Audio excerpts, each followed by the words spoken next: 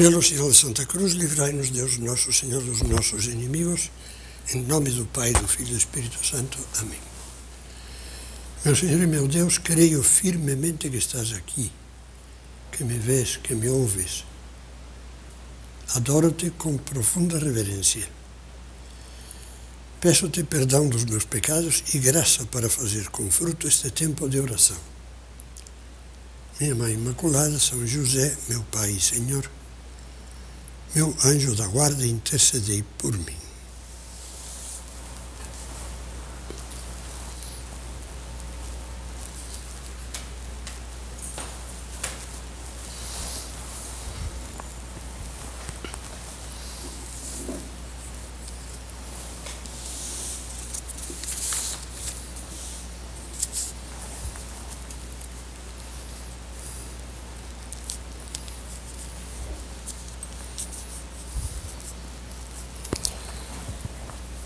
Todo o recolhimento deste mês de julho, estará dedicado ao tema de Deus e a família. E vamos começar com uma primeira meditação que eu iniciarei lembrando um fato, um acontecimento. Já faz anos tive a oportunidade de assistir, aqui mesmo em São Paulo, a uma conferência sobre a família, dada por um professor importante da Universidade de Navarra, um catedrático que era, além disso, o presidente de um instituto de orientação familiar com fama internacional, o professor Pedro Juan Viladric. Nessa conferência, eu agora vou mencionar apenas duas frases que me ficaram gravadas, mas que me parece que são de uma clareza imponente. A primeira frase: a sociedade não é um simples aglomerado de indivíduos, um rebanho de indivíduos. A segunda frase: os amantes são os que se amam. Os esposos, pensava nos esposos cristãos, são os que, além disso, se empenham em amar-se como identidade biográfica comum. Dois que se unem para se empenhar em amar-se.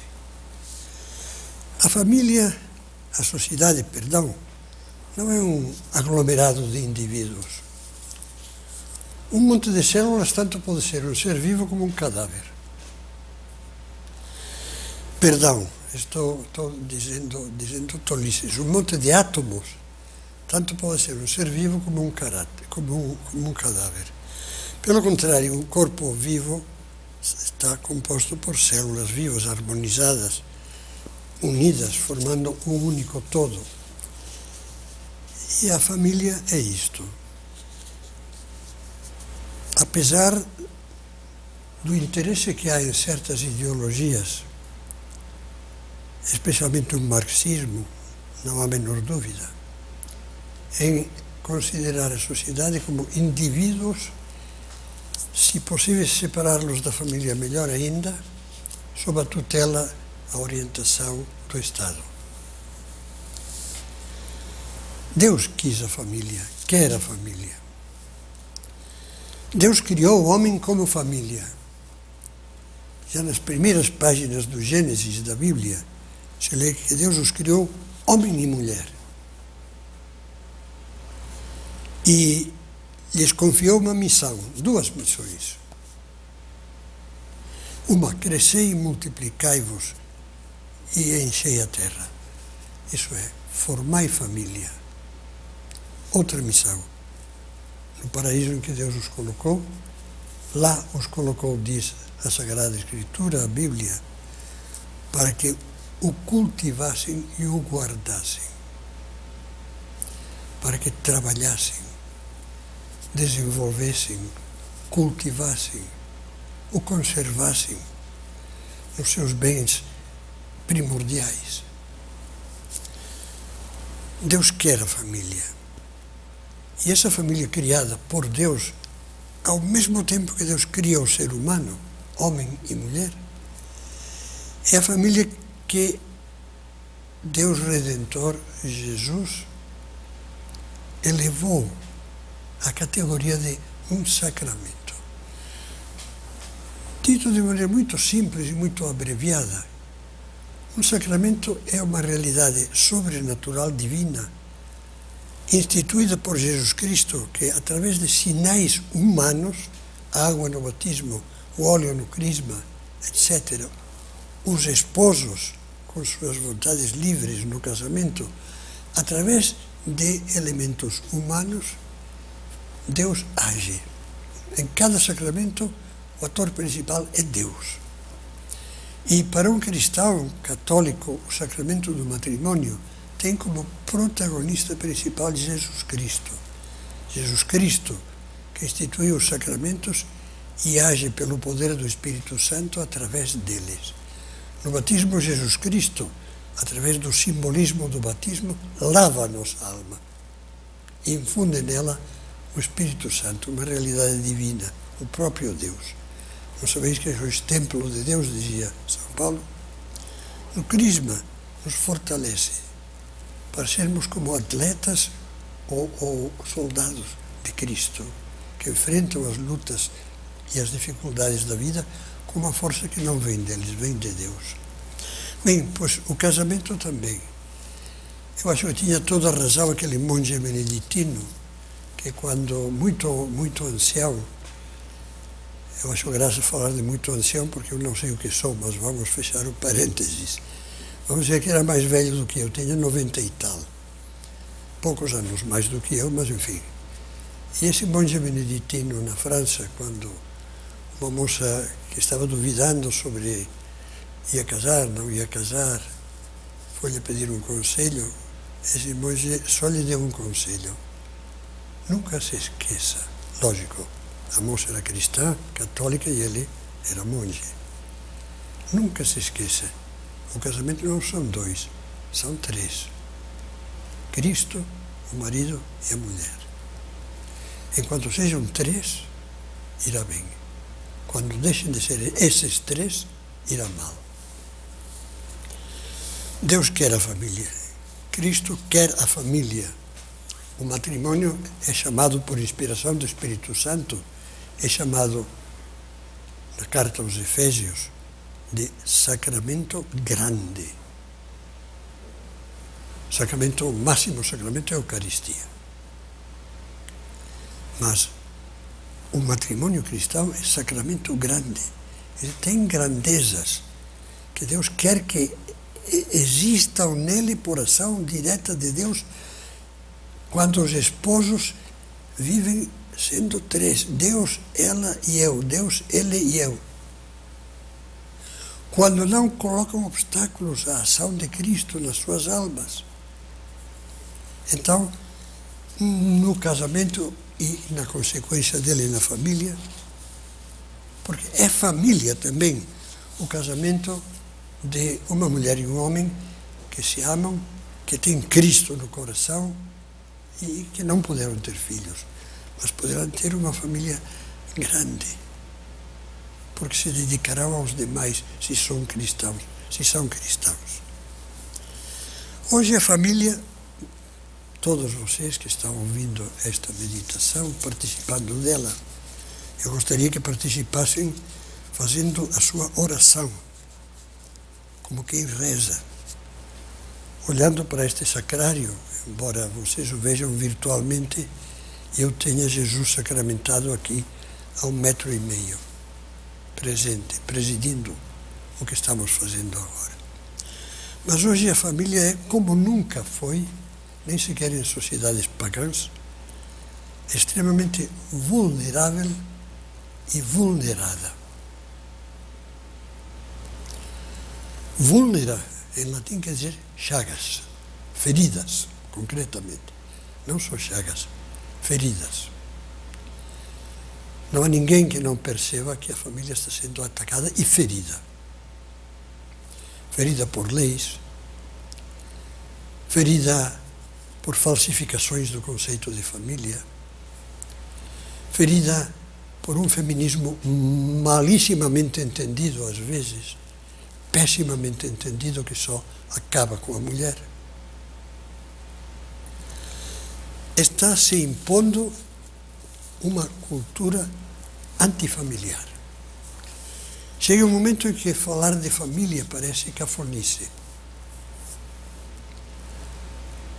Nunca ouviu pessoas dizendo família já era. Isso é outra cultura.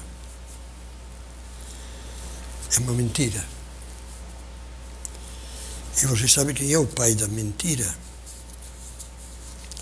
Jesus diz que é Satanás. Eu não tenho nenhum receio de dizer é algo diabólico. Esse ataque contra a família. Em que poderes de todo tipo estão intervindo. Deus quer suscitar famílias santas, famílias cristãs, que sejam como fermento na sociedade, fermento de autenticidade, fermento de renovação, numa cultura que não tem 10 mandamentos. Essa cultura de que estou falando agora, destrutiva, tem um único mandamento. Não existe a verdade. É proibido dizer que existe a verdade. Ponto. Um matrimônio cristão que quer constituir uma família cristã tem consciência de duas coisas. Primeira, que o matrimônio e a consequência dele, que é a família, é uma vocação divina. Essa foi uma das maravilhas que São José Maria Escrivá, nos anos 1930, quando ninguém falava nisso e muitos até padres católicos diziam que era um disparate, apregou através do Opus Dei. O casamento é vocação divina. A família é instituição divina. Uma instituição criada por Cristo e acompanhada por Cristo. E essa vocação pede a mesma santidade que Deus pede a todos os batizados. Aí havia alguns que rasgavam as vestes. Como pode dizer essa besteira? Como pode dizer essa barbaridade? Que diga que os padres e as freiras têm que ser santos, mas que diga que qualquer um tem que ser santo. Bom, isso era em 1928, 29, 30. Nos anos 60, a Igreja solenissimamente, no coração, no centro do principal documento do Concílio Vaticano II, esse concílio tão ignorado, tão deturpado e tão maltratado, no documento central, que é a Constituição Lumen Gentium, Constituição dogmática, se chama, sobre a Igreja.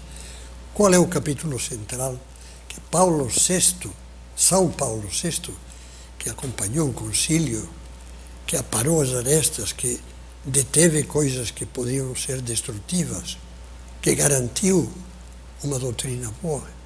Paulo VI dizia: isto é o coração, o mais importante de todo o Concílio Vaticano II, este capítulo 4 da Lumen Gentium, que se intitula Vocação Universal à Santidade. E em consonância com isso, São José Maria dizia: para um cristão, o matrimônio não é uma simples instituição social, e menos ainda um remédio para as fraquezas humanas. É uma autêntica vocação sobrenatural, sacramento grande em Cristo e na Igreja, diz São Paulo. E em outro lugar, dizia: é importante que os esposos adquiram o sentido claro da dignidade da sua vocação, sabendo que foram chamados por Deus. Não, é que o casamento dizem que Deus não tem nada, eu escolhi, nós escolhemos. Se é um casamento cristão, tenho certeza de que a providência os foi guiando. Se não é um casamento cristão, é uma burla. Mas se é um casamento cristão, tenho certeza de que a providência de Deus foi guiando para onde Deus queria, para que se ajudassem a ser santos e a criar uma família santa, uma família de santos. Não, mas isso é impossível. Bom, a família de Santa Teresinha foi uma família de santos. Quer dizer, pelo menos esta nos diz que é possível. Eu lhe poderia dizer que conheço, não uma, muitas famílias em vários continentes que são fermento de santidade dentro da família e irradiando através da família, do exemplo da família, do apostolado da família. Volto à frase de São José Maria. Os esposos têm que adquirir o sentido claro da dignidade da sua vocação, sabendo que foram chamados por Deus para atingir também o amor divino através do amor humano. Que bonito isto! Não à margem, não além do amor humano, o amor divino. Não, tem a vida dos esposos que se amam em todas as dimensões do amor humano, desde a dimensão carnal até a dimensão mais espiritual. Alguns dirão, não, tem isso, tem os trabalhos da família, as preocupações com os filhos, a coisa econômica, o trabalho profissional, e depois tem a religião. As pessoas se isolam de vez em quando, vão à igreja, vão rezar, mas como... E São José Maria dizia, não, o amor humano nas duas dimensões, humana e espiritual, corporal e espiritual. O trabalho e os problemas da família, a criação e educação dos filhos. Esse é o caminho de santificação. Caminho de santificação. Em que os esposos, amando-se, podem se tornar autênticos santos. Foram chamados por Deus para atingir também o amor divino através do amor humano. Foram escolhidos desde toda a eternidade para cooperar com o poder criador de Deus. A paternidade, a maternidade, essa maravilha divina.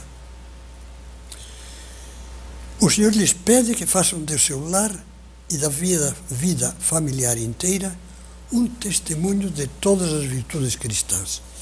Falaremos um pouco mais disso na segunda meditação. Mas eu queria gravar bem nesta primeira meditação.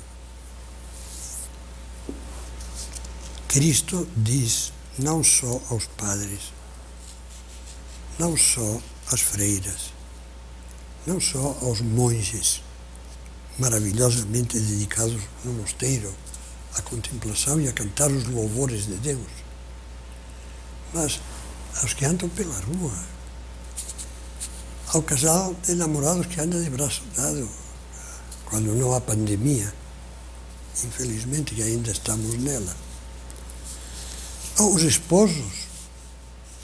São José Maria dizia, o leito conjugal é um altar. Não o profanem. É uma coisa tocante isso.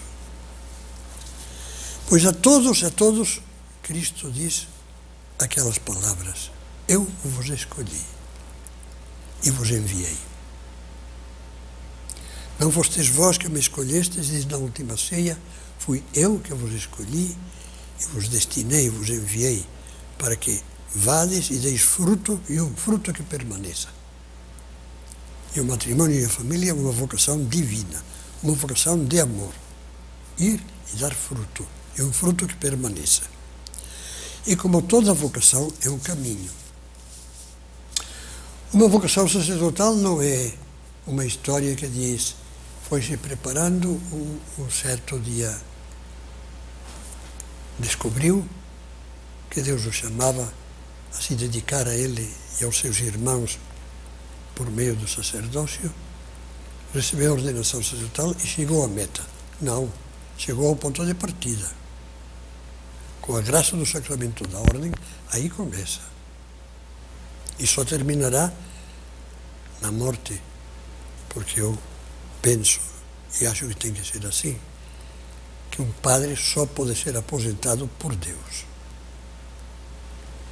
Até o último instante, a vocação lhe diz, vai, eu te chamei, eu te envio. E o casal igual. Os casais cristãos, não é verdade que prolongam a sua missão, muitas vezes através dos netos também, dos filhos, de outros parentes, de outros casais. Não termina nunca.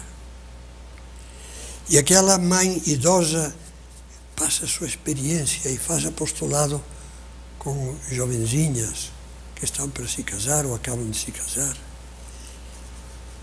E aquele pai de família, como esse que eu mencionava no começo desta meditação, se empenha em trabalhar não só por construir sua família, mas por colaborar em instituições de orientação familiar, que são, hoje em dia, importantíssimas.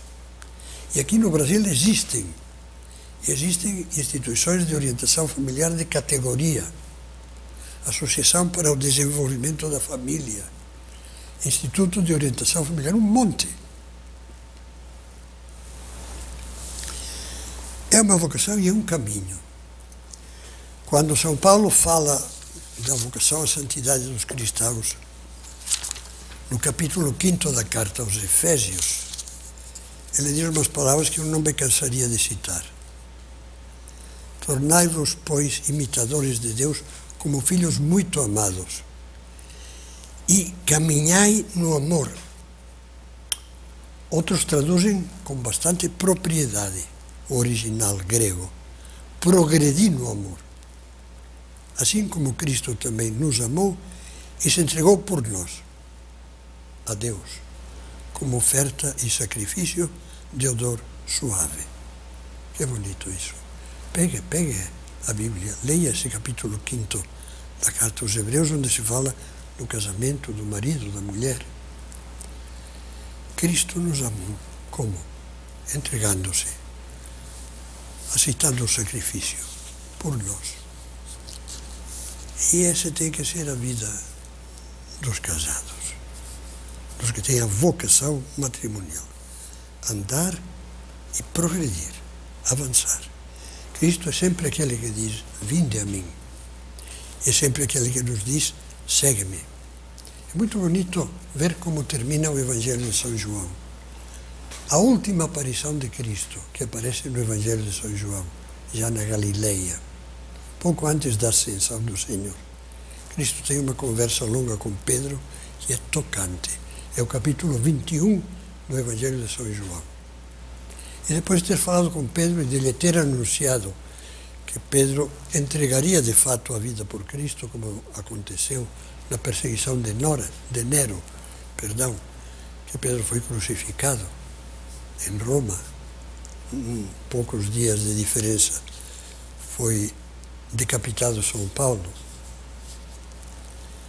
Mas depois, no final daquela conversa, surge uma pergunta de São Pedro sobre o que aconteceria com São João, que era o mais jovenzinho de todos. E Cristo diz, que te importa? Tu segue-me. E eu acho fantástico. A vida de Pedro no Evangelho começa com segue-me. Vinde após mim, vem após mim. E termina com segue-me. Nada parado. Andando, avançando, progredindo. E é isto o que Deus quer. E vamos pensar agora um pouquinho naquelas palavras do diretor ou presidente do Instituto de Orientação Familiar da Universidade de Navarra. Esposos são os que se empenham em amar-se. E como acabamos de ver nas palavras de São Paulo aos Efésios, amar-se é dar. É dar-se como Cristo nos amou e se entregou a si mesmo por nós. Imitando a Cristo, como Jesus. Empenho é exatamente o contrário de imobilidade, de acostumamento morno. de rotina, de ir tocando o barco. Já lhe dizia, assim como a ordenação de um padre não é a meta, por fim alcançou a meta, agora é padre, não, é o primeiro ponto de partida. Aí começa. O casamento não é uma meta. Por fim conseguimos chegar ao casamento, nos casamos. Não. Ponto de partida para horizontes cada vez mais amplos, cada vez mais longínquos, mais altos. Empenho ao contrário da acomodação. Deixa para lá. Como dizem daquele antigo político mineiro que dizia com muita pachorra, deixa estar para ver como é que fica. Se você deixar estar para ver como é que fica, vai arruinar a família. Ir tocando às cegas. Não. Quantas famílias há que vão degringolando porque são assim? Superficiais. Não pensam, não sabia, nunca ninguém me falou, não esperava. Porque improvisam.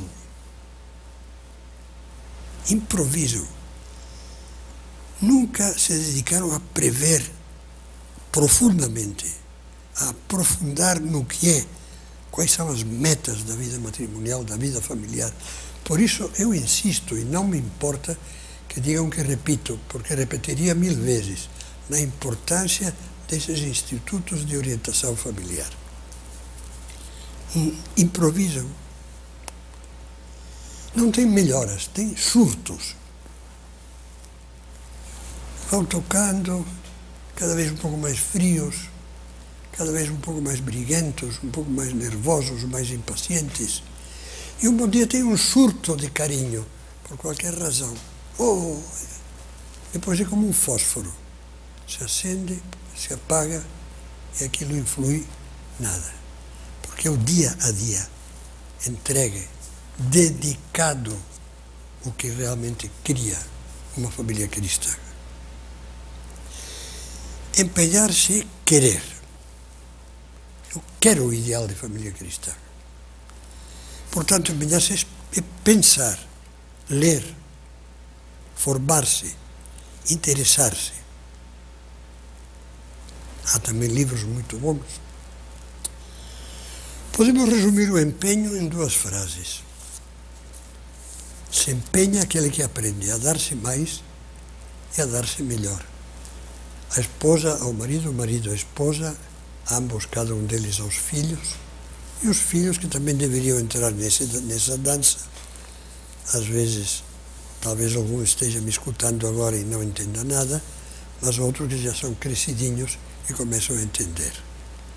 Também tem que se dar aos pais.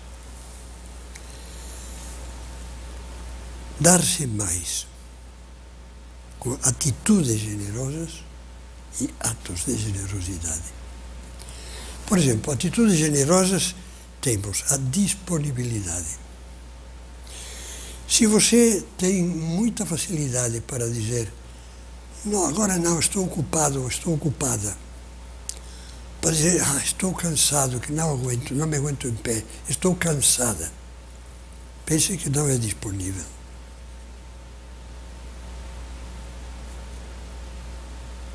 Uma pessoa que tem um ideal supera esse cansaço. Fora casos de doença séria. Aí é lógico que haja uma falta de vitalidade. Mas se não, é mais muitas vezes um cansaço moral do que um cansaço físico. Você sabe o que é uma dona de casa a cansa mais? Não é o volume de trabalho, não é a fadiga de ter que fazer muitas coisas. O que cansa mais é ficar se queixando e resmungando por dentro. Atitude generosa, disponibilidade. Está pronto, precisam de mim, cá estou eu. Atenção.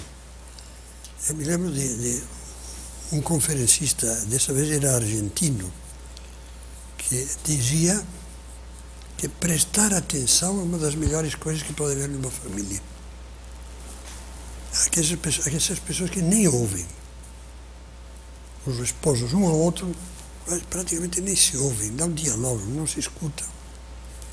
Aos filhos também não os ouvem. Não prestam atenção. Estão tão voltados para dentro de si mesmos, das suas queixas, dos seus cansaços. Falaremos um pouco mais disso na segunda meditação, que não escutam ninguém. O espírito de sacrifício é evidente. Mas isso custa, lógico. Nenhum ideal, diz São José Maria, se torna realidade sem sacrifício. E depois atos de generosidade, porque essa atitude de generosidade se traduz em atos de generosidade, disponibilidade, se traduz em dizer sim. Você poderia fazer isso? Sim. Olha, por favor, você pode me ajudar? Sim. Atos. Dar-se mais, dizia, empenho em amar-se, dar-se mais e dar-se melhor. Eu agora não posso desenvolver essa segunda parte, mas sim dizer uma coisa. Sabe qual é a maneira de se dar melhor?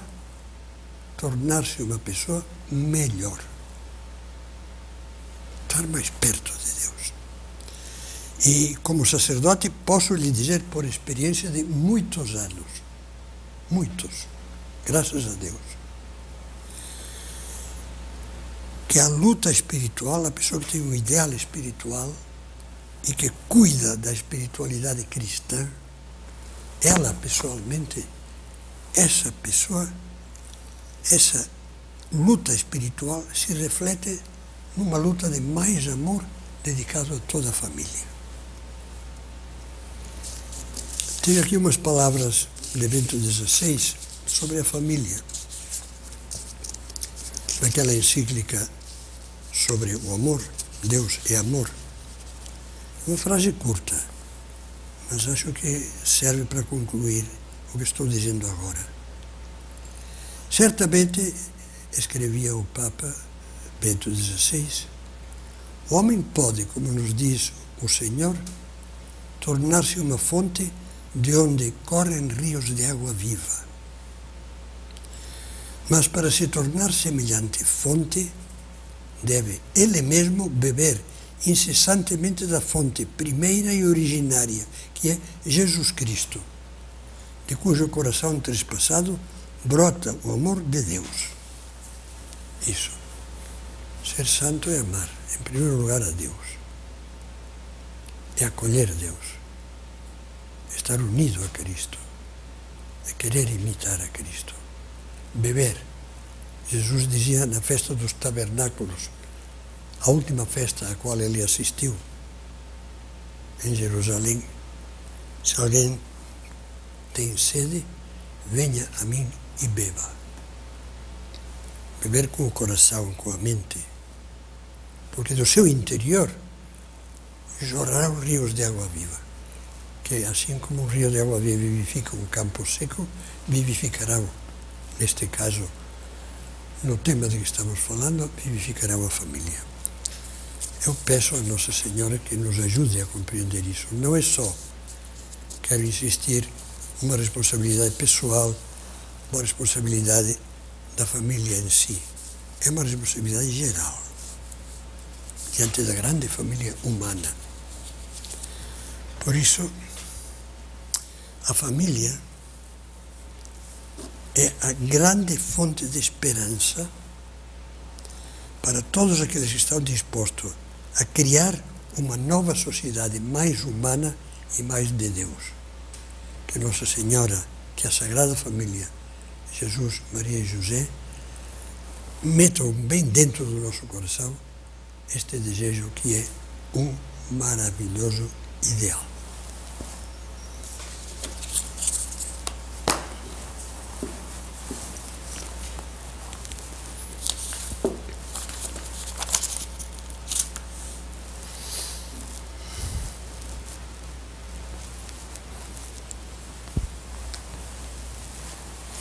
Dou-te graças, meu Deus, pelos bons propósitos, afetos e inspirações que me comunicaste nesta meditação. Peço-te ajuda para os pôr em prática. Minha Mãe Imaculada, São José, meu Pai e Senhor, meu anjo da guarda, intercedei por mim.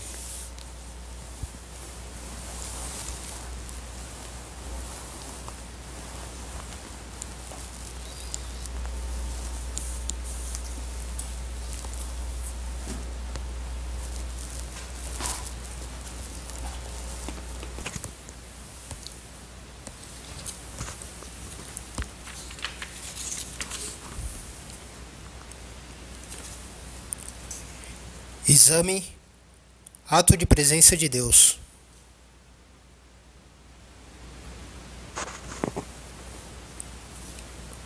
Compreendo que o matrimônio e a família são um grande caminho de santidade, uma chamada específica de Deus para cultivar o amor, a entrega e as virtudes cristãs.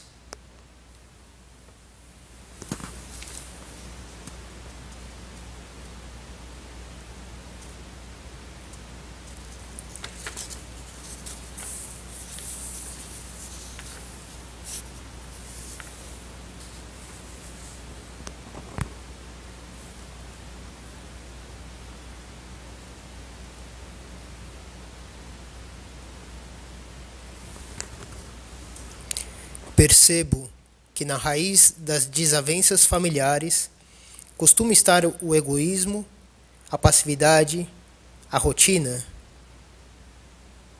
Antes de culpar os outros pelos problemas, penso no que devo fazer para mudar e ser mais generoso no sacrifício.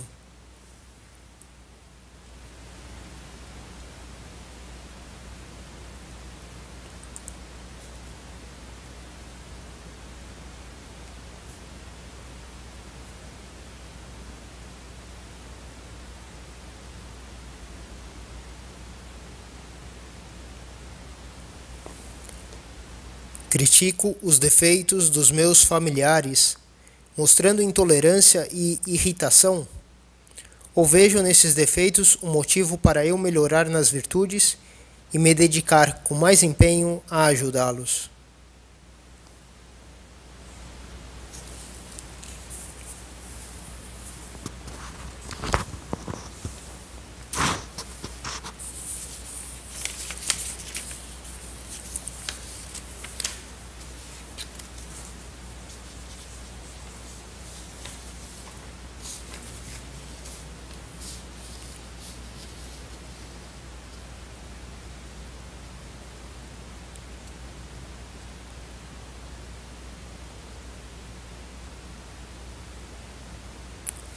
Sacrifico-me de verdade para tornar a vida mais amável aos outros. Estou disposto a dar-me mais para fazer da minha casa, no que depende de mim, um lar luminoso e alegre.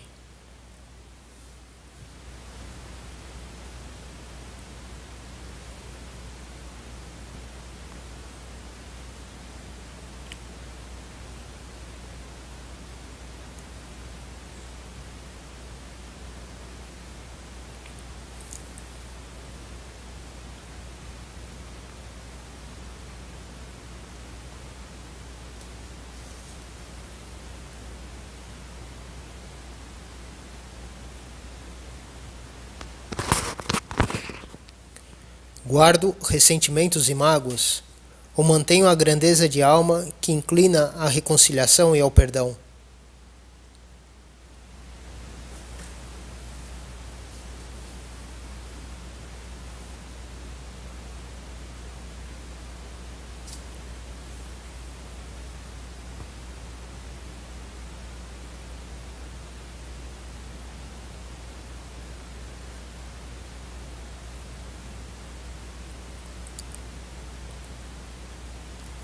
Percebo que o coração humilde nunca é ressentido nem vingativo e que esses sentimentos amargos procedem sempre do orgulho.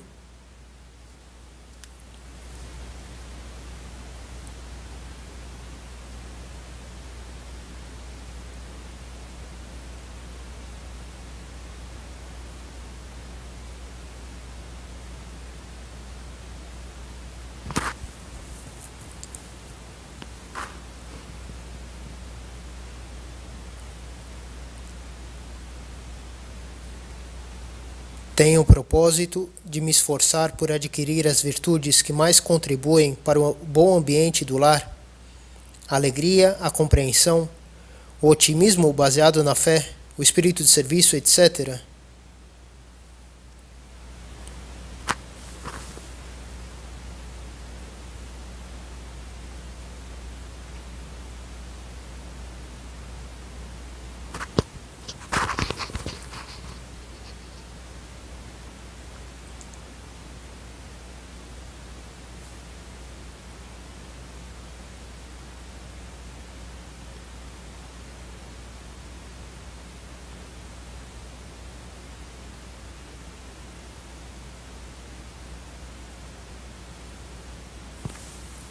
Procuro ser generoso na minha dedicação à família, sem descuidá-la por causa das afobações do trabalho.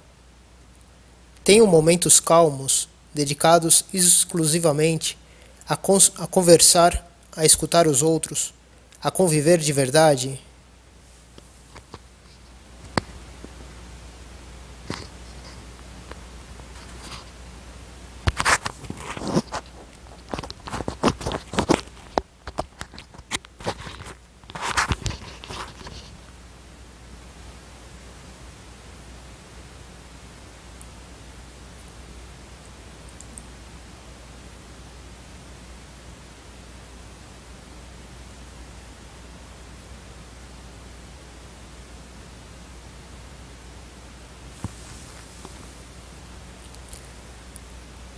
Tenho o propósito de levar a sério a minha vida espiritual, convencido de que a minha melhora interior é a condição necessária para que melhore o ambiente do meu lar.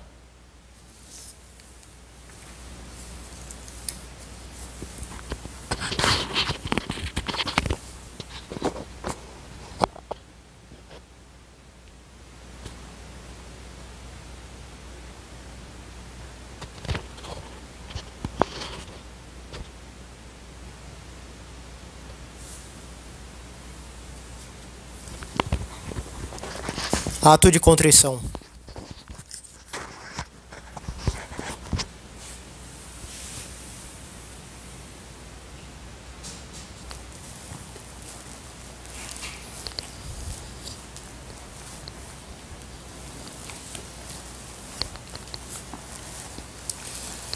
Pelo sinal da Santa Cruz, livrai-nos Deus Nosso Senhor dos nossos inimigos, em nome do Pai, do Filho e do Espírito Santo. Amém. Meu Senhor e meu Deus, creio firmemente que estás aqui, que me vês, que me ouves. Adoro-te com profunda reverência. Peço-te perdão dos meus pecados e graça para fazer com fruto este tempo de oração. Minha Mãe Imaculada, São José, meu Pai e Senhor, meu anjo da guarda, intercedei por mim.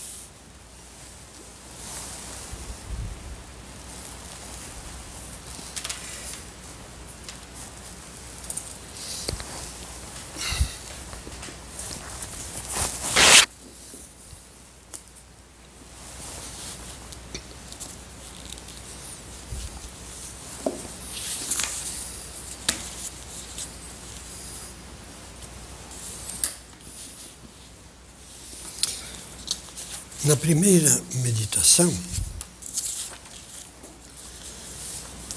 falávamos de que a família não está feita.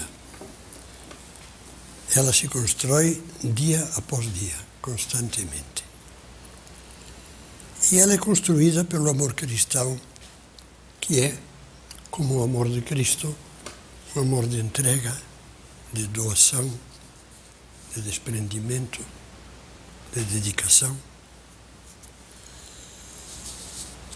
O amor, na prática, se manifesta em forma de virtudes. Virtudes grandes e virtudes pequenas. Mas virtudes. Virtudes frágeis. Família frágil. Basta pensar em algumas virtudes. A paciência frágil, família que está rachando. A generosidade frágil que falávamos antes, a família está rachando. Quando começa que você tinha que dar, não é que você quer. Ai, eu não tenho por que fazer isso, não. A coisa não vai. Virtudes fortes, família forte. E hoje faz muita falta falar de virtudes por uma razão, porque Jesus constantemente fala de virtudes, porque Jesus constantemente fala de amor. Se você pega o amor cristão, tal como Jesus fala dele, o amor a Deus e o amor aos outros, verá que dele se deduz toda a gama das virtudes, todo esse conjunto harmônico, grande de virtudes. Faz muita falta porque ninguém fala de virtudes, poucos falam. Porque não se ensinam virtudes.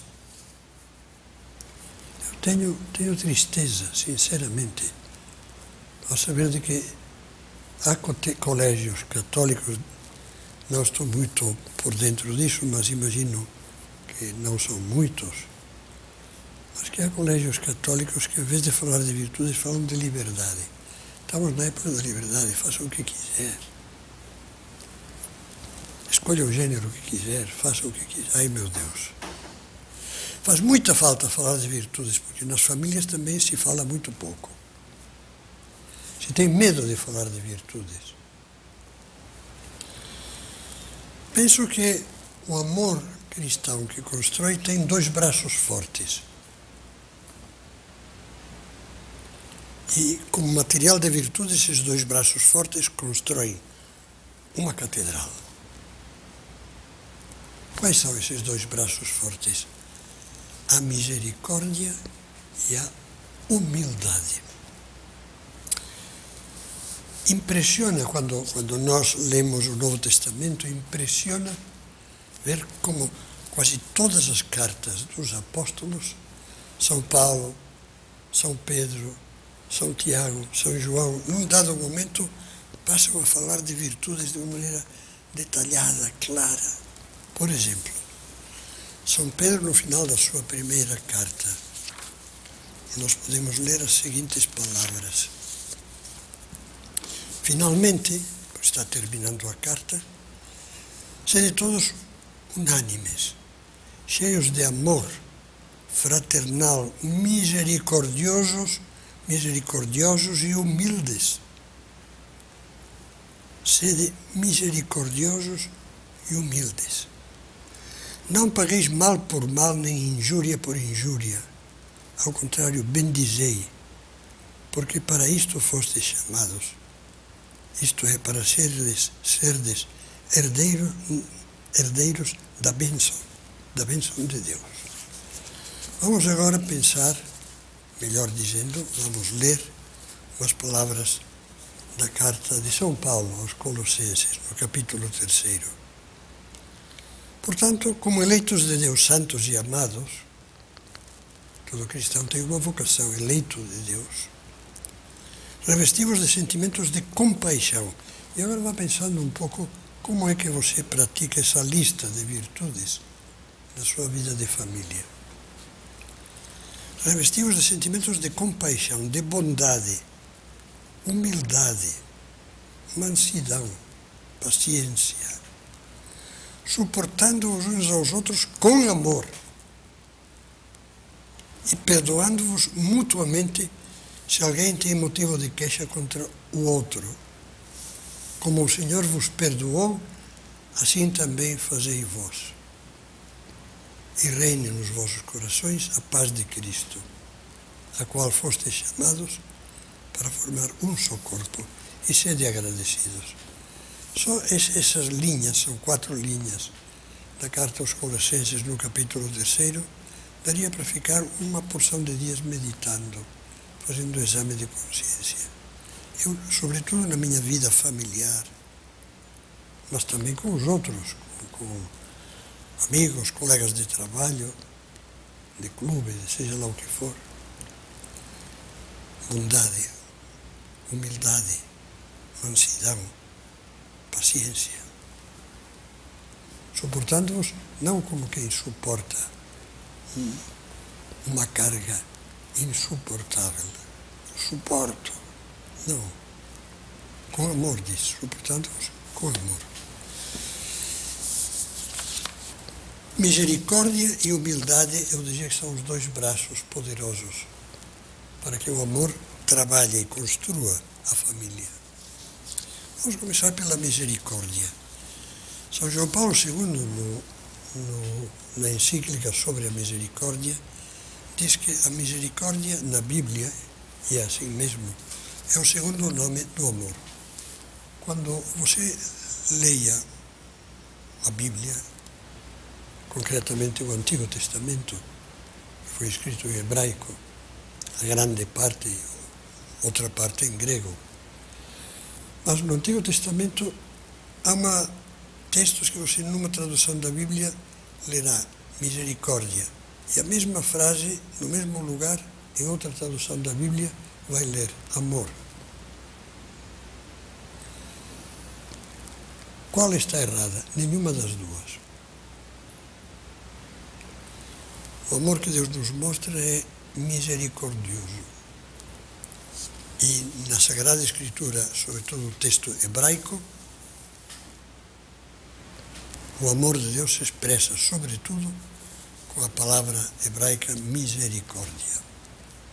A misericórdia envolve o quê? Compreensão.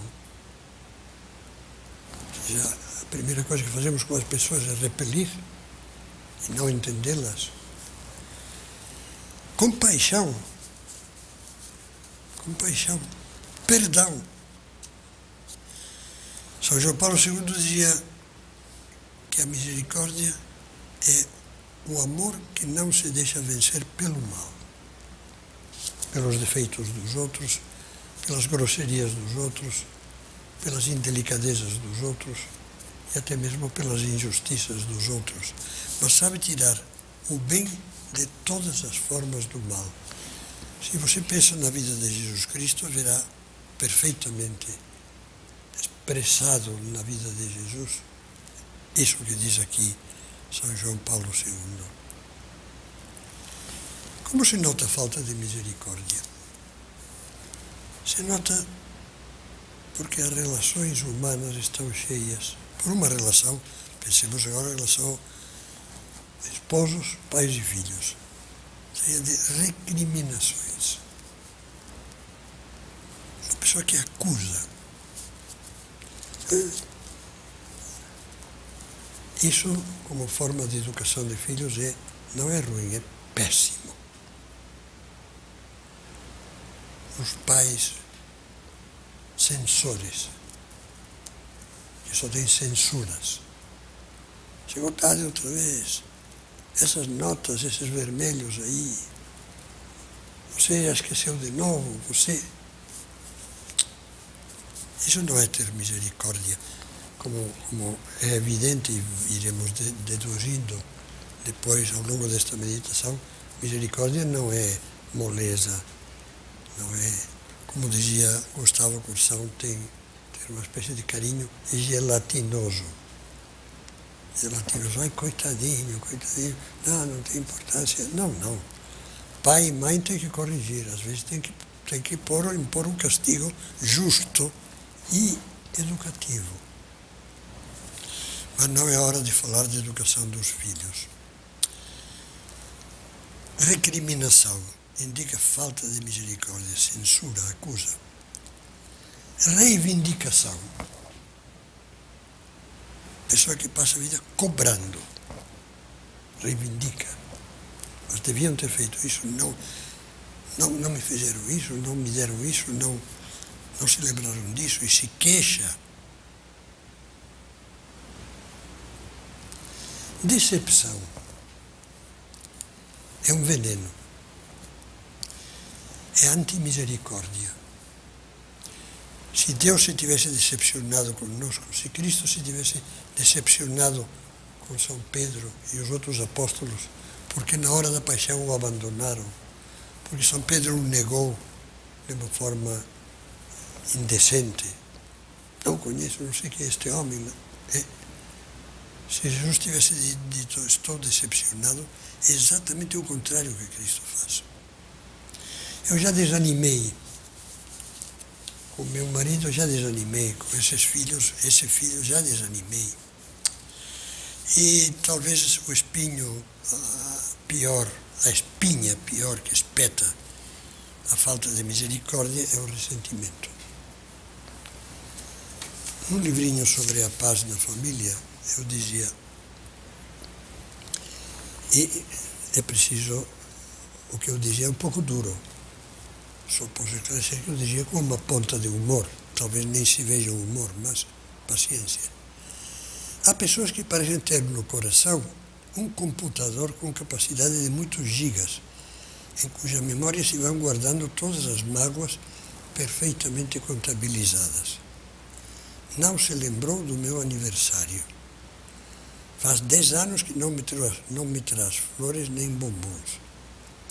Ela não aceitou a minha explicação verdadeira sobre os meus atrasos à noite e me acusa de infidelidade.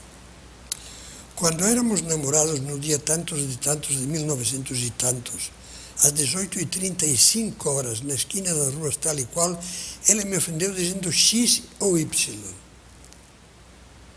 Ela passa o dia na casa de sua mãe, como se não tivesse marido e filhos. Ele não quis ir ao casamento do meu sobrinho, sabendo que magoava toda a minha família. Você diz isso porque os meus pais são pobres. E assim por diante.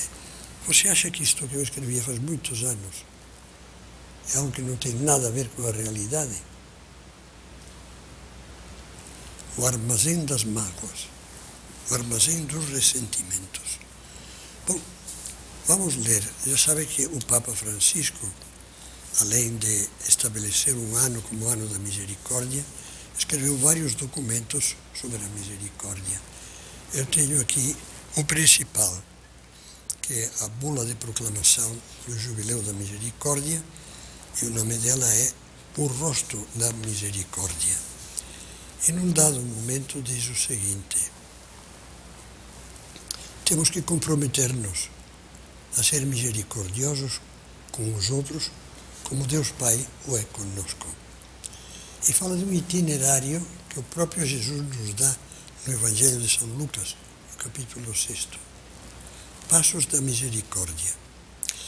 Diz o Papa Francisco: o Senhor Jesus indica as etapas da peregrinação pelas quais é possível atingir esta meta, de ser misericordiosos. Não julgueis e não sereis julgados. Não condeneis e não sereis condenados. Perdoai e sereis perdoados. Dai e ser-vos-á dado. Uma boa medida, cheia, recalcada, transbordante, será lançada no vosso regaço. À medida que usardes com os outros, será usada convosco. Essas são as palavras de Cristo. E o Papa diz, ele começa por dizer para não julgar nem condenar. Se uma pessoa não quer incorrer no juízo de Deus, não pode se tornar juiz de seu irmão. É que os homens, no seu juízo, limitam-se a ler a superfície, enquanto Deus vê o íntimo. Com essa frase da Sagrada Escritura que diz, o homem vê no rosto, Deus vê no coração. Que grande mal fazem as palavras quando são movidas por sentimento de ciúme e inveja. Falar mal do outro na sua ausência equivale a deixá-lo mal visto, a comprometer a sua reputação, a deixá-lo à mercê das murmurações. Não julgar nem condenar significa positivamente saber individuar, ou seja, detectar o que há de bom em cada pessoa e não permitir que venha a sofrer pelo nosso juízo parcial e a nossa pretensão de saber tudo. Eu gosto de contar um episódio da vida de Cristo que não é histórico. É um episódio fantasiado num dos chamados Evangelhos Apócrifos. O Evangelho Apócrifo tem, alguns deles têm coisas muito boas, só que não são autênticos, não são inspirados por Deus, não fazem parte da Bíblia. E num desses Evangelhos Apócrifos disse, ia certa vez Jesus caminhando junto com os apóstolos, como vemos tantas vezes no Evangelho, e alguns dos apóstolos iam adiantados. E ao chegar a uma encruzilhada, viram um espetáculo muito desagradável. O cadáver de um cachorro já em decomposição. E tentaram afastar o mestre desse espetáculo desagradável. Mestre, vamos para outro lugar. E Jesus foi em linha reta até o cadáver do cachorro. Olhou para ele e só fez um comentário. Vocês já viram como são brancos os seus dentes? Parecem pérolas. E continuou o caminho. Se não é autêntico, se reflete o autêntico Espírito de Cristo. Quantas vezes você, no meio das coisas negativas do esposo, da esposa, dos filhos, dos pais.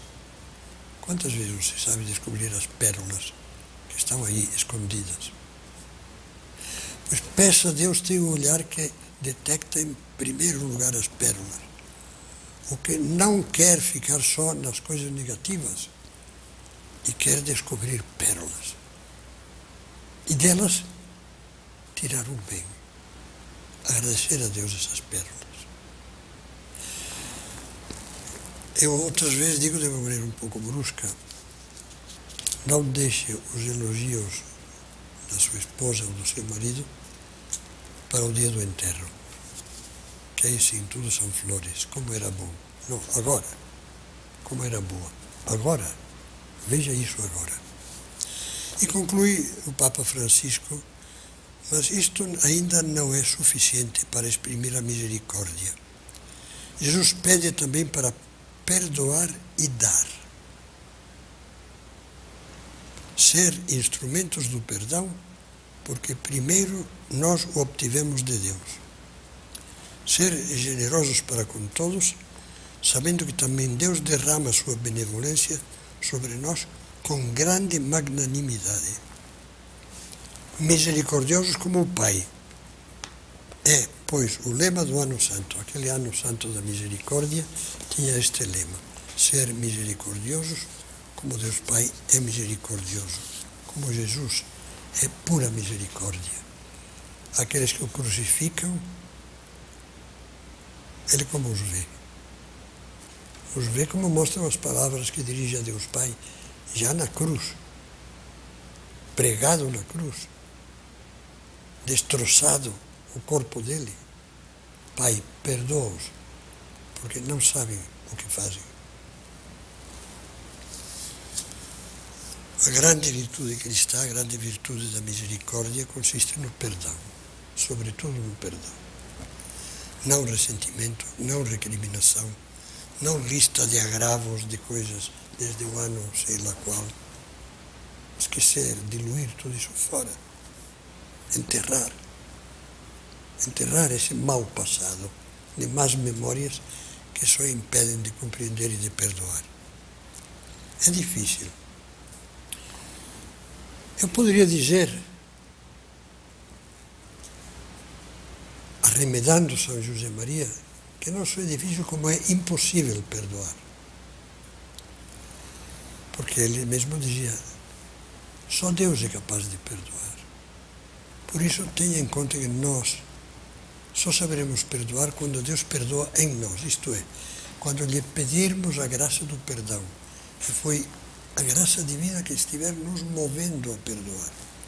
Quando pedirmos a Deus, me ajuda a perdoar, me dá o teu espírito de misericórdia, como uma graça gratuita para que eu possa perdoar os demais.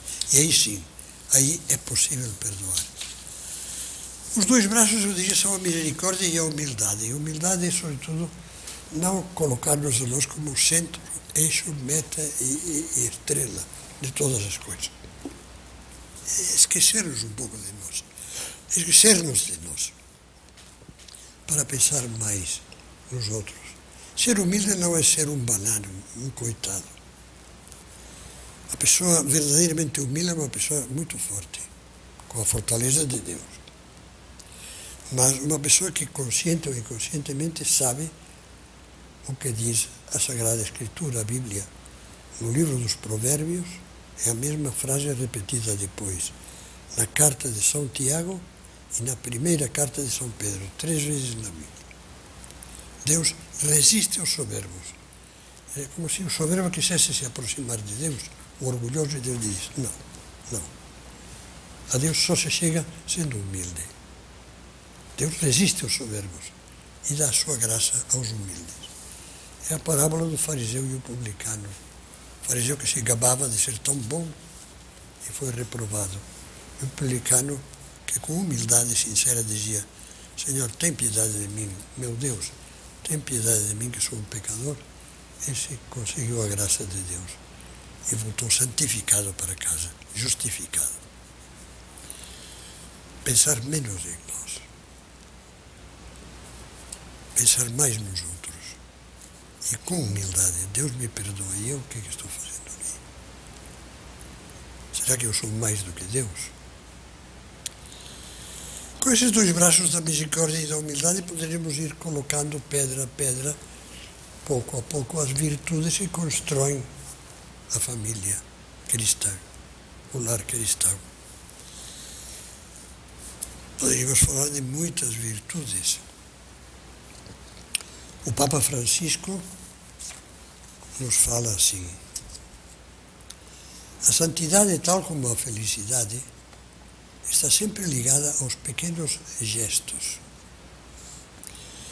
Seja quem for, e aqui cita umas palavras de Cristo que foram lidas domingo passado, seriam lidas, perdão, no domingo passado, porque o domingo 13º do tempo comum cedeu passagem à celebração de São Pedro e São Paulo.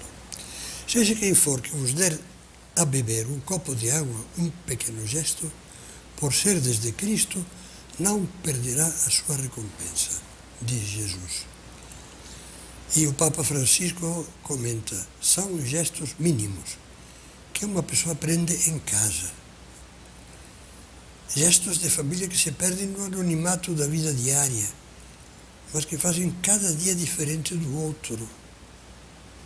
São gestos de mãe, de avó, de pai, de avô, de filho, de irmãos.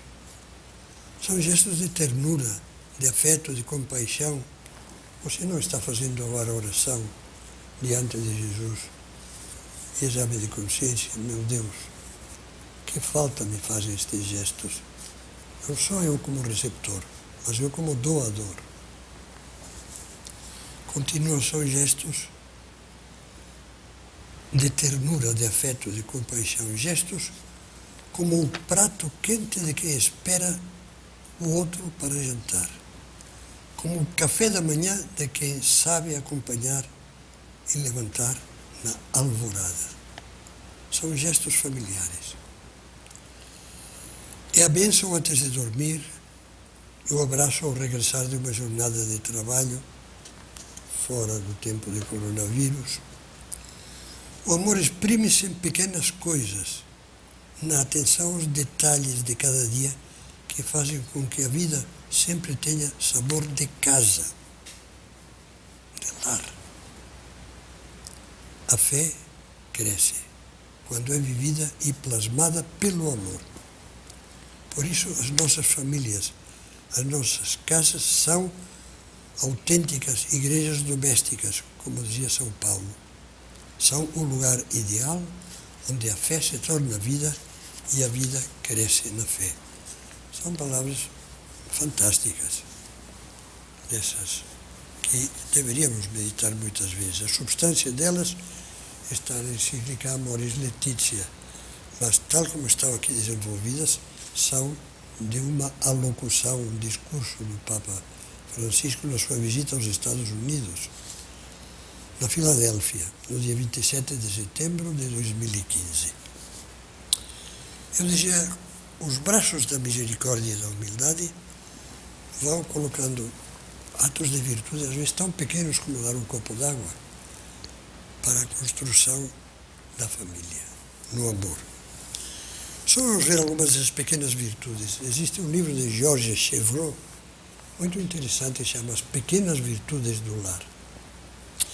Mas vamos lembrar algumas. Delicadeza, cortesia. A grosseria é sinal de decadência. O amor é decadente quando os esposos se permitem grosserias, um com o outro. Grosserias verbais, grosserias de esquecimentos, que depois se defendem, você se esqueceu, tínhamos ficado, não, mas... E o outro briga, como se ele tivesse razão por ter se esquecido. Não. A grosseria é corrosiva, é como uma ferrugem. Outra virtude pequena, a gratidão. Daí também o Papa Francisco fala muito dessa virtude, de saber dizer obrigado. Ele diz que há 3 palavras, repetiu isso muitas vezes, 3 palavras que dão vida à família. Obrigado, posso agora sair, não vão precisar de mim, posso fazer isso, posso. Não no sentido subserviente, estúpido, não, lógico, mas no sentido delicado. Não vai atrapalhar se eu agora faço isso, não vão precisar de mim, posso, obrigado. E, por favor, saber pedir por favor, não é o imperativo. Me traz isso, me traz aquilo, me traz o chá, me traz o jornal. Outra virtude, o respeito. Um sinal da deterioração da família nos tempos atuais, e em geral da deterioração de qualquer autoridade e das virtudes sociais, é a falta de respeito. Dizer que a falta de respeito para com os pais, a grosseria com os pais, a grosseria no lar na forma de vestir, de andar sujos os filhos, de sujar as coisas e não fazer nada para ajudar a limpar, sei lá. E as coisas de falta de educação. Alguém, pai, mãe, filho, sei quem for, que numa refeição em família puxa o celular, é um grosso. E já que estão ouvindo alguns, não digam ao outro, você é grosso, porque você faz isso. Aplique a si mesmo, você faz outras coisas que também são coisas grosseiras. A falta de respeito com os professores. E por alguns é badalada como sinal da cultura atual, do empoderamento de todo mundo, que não se deixa dominar por ninguém, que não quer saber de dominações, nem da dominação dos pais, nem da dominação do marido, quando muitas vezes quem dominou ao longo da história foi a esposa, mas vamos deixá-lo, nem da falta de respeito, a falta de confiança demonstrada. Você não tem jeito, eu já não vou te pedir mais, já. Você não vai mudar, deixa para lá. Não. Você se ponha, Jesus diz, sede misericordioso, como é misericordioso o vosso Pai que está nos céus.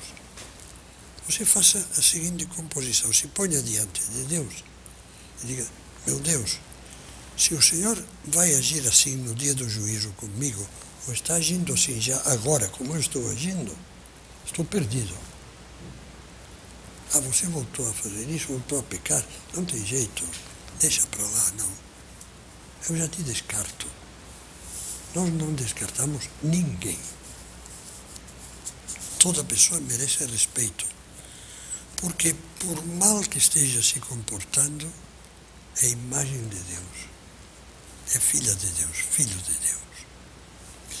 E procurar vencer os hábitos irritantes com as virtudes contrárias a esses hábitos. Na vida em família, há hábitos que são irritantes.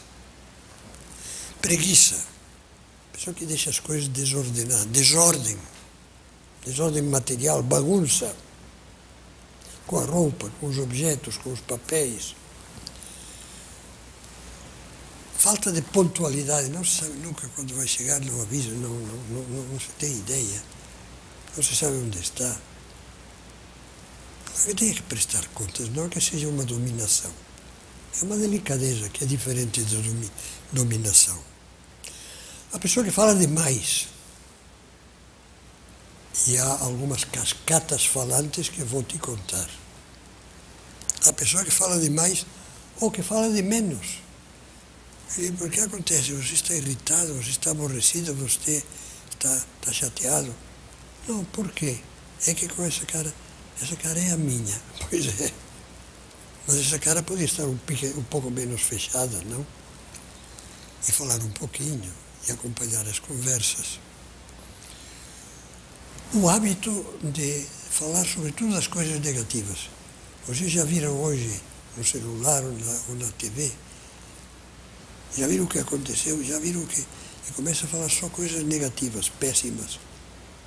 Olha que está chegando a praga das lagostas, como no Antigo Egito, na época de Moisés, e vai acabar conosco, vão nos comer as orelhas. Não, em vez de falar isso, por que não fala? Primeiro, para esperar o que acontece com as famosas lagostas, não? Lagostas é como chama em latim o texto, locustas, os gafanhotos. Não é a lagosta marítima, lógico. A lagosta marítima é ótima para o prato. Mas os gafanhotos são péssimos.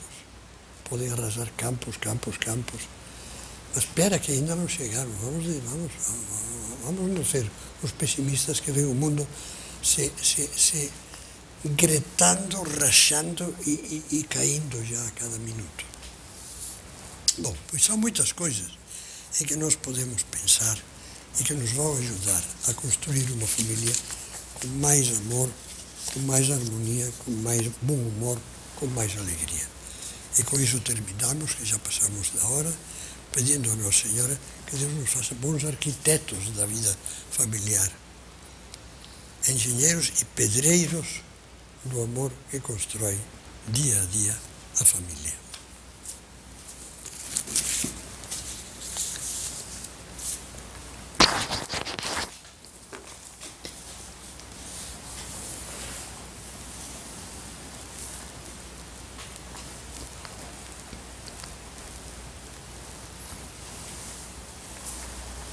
Dou-te graças, meu Deus, pelos bons propósitos, afetos e inspirações que me comunicaste nesta meditação.